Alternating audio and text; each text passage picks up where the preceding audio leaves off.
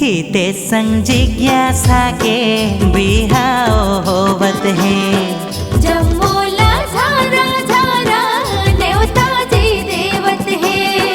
ले लो जी नेवता जो हार, ले लो जी नेवता जो हार। अगोरा माहे साहू परिवार, अगोरा माहे साहू परिवार।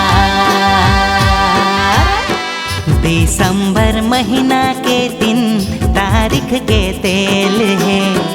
उहिच दिन बहन मादी मड़वा के खेल है। जाबो बाराती तारीख 4,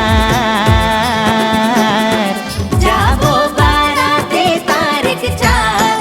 अगोरा माहे साहू परिवार, अगोरा माहे साहू परिवार। मंदिर हसौदले उरला जाबो बाराती। धूम मचाबो मिलके संगियो साथी। रहो 6 तारीख के तैयार। रिसेप्शन हो ही जोरदार। आजा हो रायपुर के अमोरा पार। अगोरा माहे साहू परिवार।